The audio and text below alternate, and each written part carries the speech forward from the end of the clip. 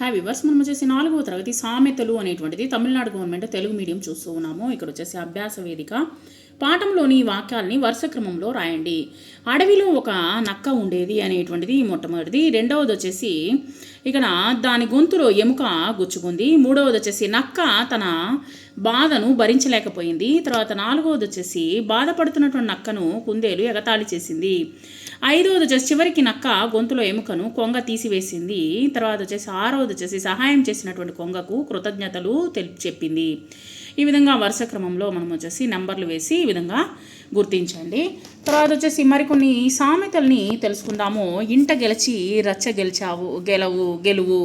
So ఇంట్లో గెలిచిన తర్వాతనే బయట వెళ్ళి రచ్చ గెలువు అని సామెతలు. తర్వాత అంగిట బెల్లము ఆత్మలో విషము. సో బయట చాలామంది వచ్చేసి మాట్లాడేటప్పుడు తీయగా మాట్లాడుతుంటారు, లోపల వచ్చేసి విషం అంట, మనసులో విషాన్ని ఉంచుకొని ఉంటారనమాట. కాకి పిల్ల కాకికి ముద్దు, ఎవరి పిల్లలు వాళ్ళకి ముద్దు.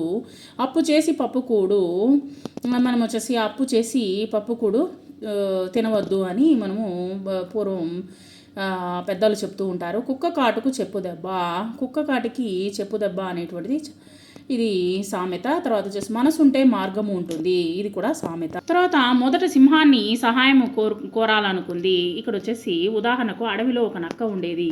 ఈ విధంగా రాసుకుంటూ వెళ్ళండి. ఈ యొక్క కథను వచ్చేసి క్లుప్తంగా రాయండి. అడవిలో ఒక నక్క అనేటువంటిది ఉండేది. అది మాంసాన్ని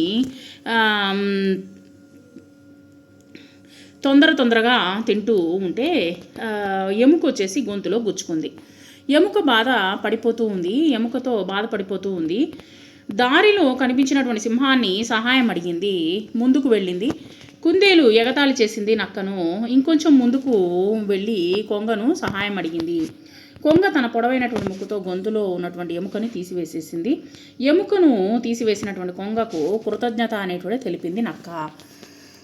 తర్వాత ఇవ్వబడినటువంటి బొమ్మల్లో తగిలినటువంటి సామెతల్ని జతపరచండి. ఇక్కడ ఇచ్చినటువంటి బొమ్మల ఆధారంగా జతపరచండి. డిఫరెంట్గా బొమ్మలు ఇచ్చినారు, దాని ప్రకారంగా రాసినటువంటి ఇదేంటంటే అరటిపండు ఒలిచిన్ను చేతిలో పెట్టినట్లు. తర్వాత వచ్చేసి కొరివితో తలను గోక్కోవడము. తర్వాత కాకి ముక్కుకు దొండపండు అనేటువంటిది ఆ యొక్క సామెతల యొక్క వివరము. తర్వాత ఖాళీలను సరైనటువంటి పదాలను నింపి సామెతలను కనుక్కోండి. నిప్పు లేనిదే పొగరాదు, కత్తి మీద సాము చూసినట్లు. తర్వాత వచ్చేసి ఇంటికి గెలిచి రచ్చ గెలవమన్నారు, రొట్టె విరిగి నేతిలో పడ్డట్లు. తర్వాత నేనే రాస్తాను అనేటువంటి దాంట్లో వైద్యము చేసేవాడు వైద్యుడు, పాఠాలు బోధించేవాడు ఉపాధ్యాయుడు, న్యాయం చెప్పేవాడు న్యాయవాది, వినేవారు శ్రోతలు, పాడేవారు గాయకులు, నటించేవారు నటులు, ఉపన్యాసం చేసేవారు ఉపన్యాసకులు.